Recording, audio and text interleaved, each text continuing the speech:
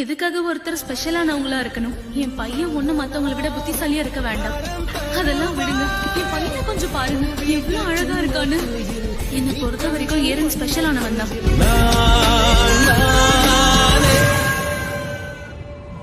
இனிமேலும் இப்படி இருக்க முடியாது. என்ன பண்ற? எதையாவது பாத்தியா?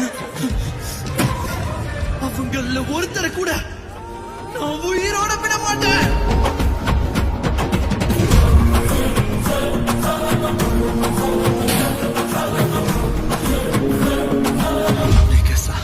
அந்த ஸ்கார்ஃபை எப்பயும் நான் தான் சுத்தி விடுவேன். இப்பவும் சரி, எப்பவும் சரி, இது என்னோட ப்ராமிஸ்.